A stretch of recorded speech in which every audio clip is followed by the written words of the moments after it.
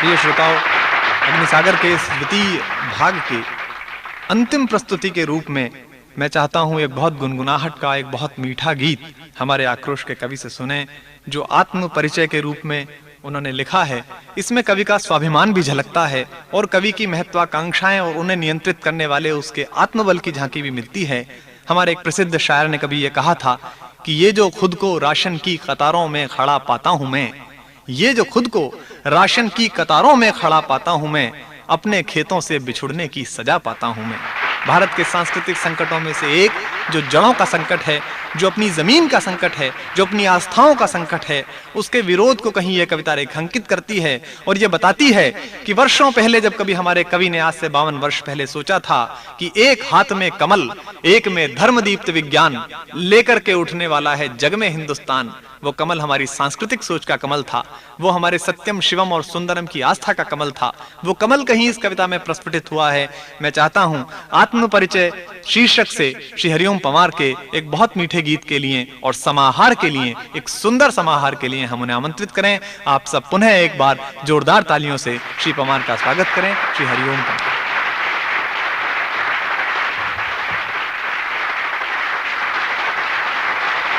अगली कविता प्रस्तुत है और कविता का शीर्षक बहुत सरल है। कविता का शीर्षक है बहुत सरल हूं।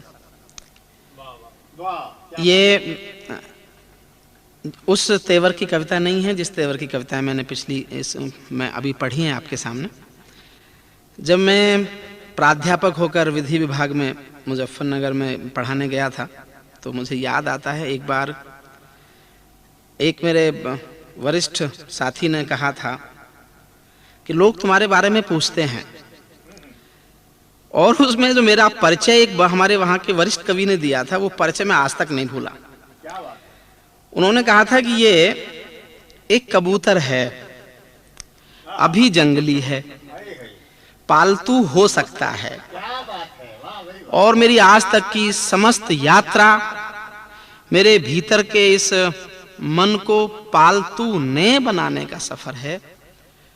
मैं पालतू ही नहीं हो सका, और जैसे मैंने सतत संघर्ष किया हो कि मैं जंगली ही रहूं, उसी क्रम में मेरा ये आत्म परिचय का गीत है और इस अनुष्ठान की ये अंतिम भेंट आपको है। कृपया इस गीत को भी स्वीकारिएगा।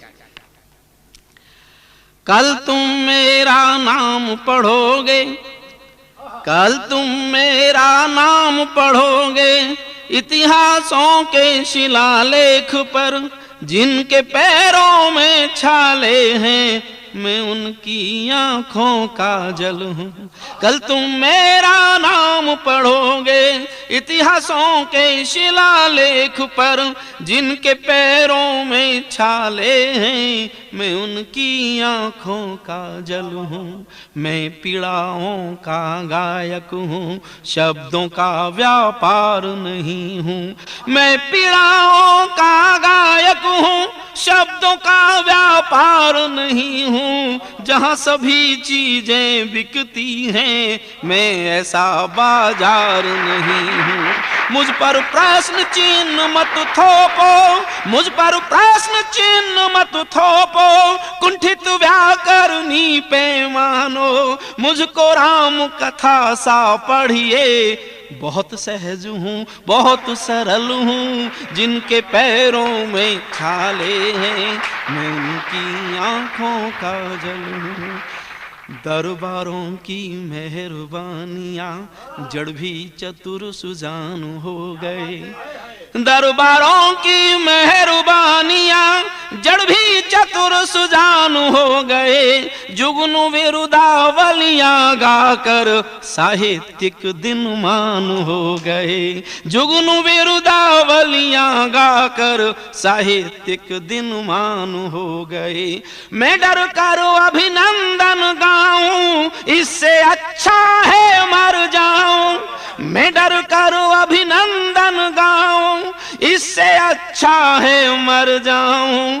मैं सागर का कर्ज चुकाने वाला आवारा बादल हूँ। जिनके पैरों में छाले हैं, मैं उनकी आँखों का जल हूँ, मैं उनकी आँखों का। महत्वाकांक्षा हर किसी में होती है, लेकिन उन महत्वाकांक्षाओं पर कोई नियंत्रण भीतर का आत्मबल ही रख सकता है। इसके प्रमाण में मैं कुछ बोलने जा रहा हूँ। मैंने पगडंडी नापी है अपने पैरों हौले हौले।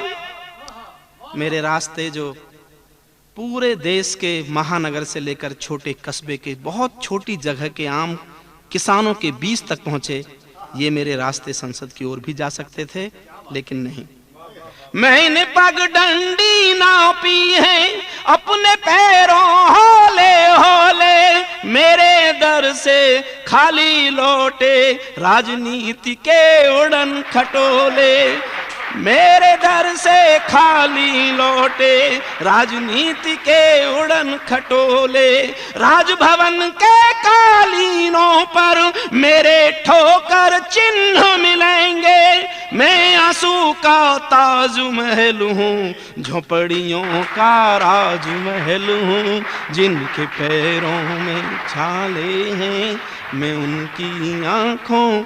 और अंत की एक पंक्ति, शायद कभी कभी इसलिए कि भीतर के अंतर मन के स्वाभिमान को, स्वयं को लगी चोट की अभिव्यक्ति करने की शायद कोशिश हो, और शायद ये ही जीने का प्रयास भी हो। राजभवन के कालीनों पर मेरे ठोकर चिन्ह मिलेंगे। मैं आंसू का ताजमहल हूँ, झोपड़ियों का राजमहल हूँ। मेरा मोल लगाने बैठे हैं कुछ लोग तिजोरी खोले। मेरा मोल लगाने बैठे हैं कुछ लोग तिजोरी खोले। धरती पर इतना धन कब है जो मेरी खुददारी तोले। धरती पर इतना धन कब है जो मेरी खुददारी तोले। जब से मुझको नीलकंठनी कलम विधाता ने सौंपी है, तन में चित्रकूट वृंदावन, मन में गंगा की कल कल हूँ। जिनके पैरों में छाले हैं, मैं उनकी आंखों का जल हूँ। सबको प्रणाम। मैं सबसे इस समय इस कैसेट के समापन में आपसे विदा लेता हूँ। आशा करता हूँ कि तीसरे भाग में आपसे फिर मिलूंगा। हरिओम पवार का आप सबको प्रणाम।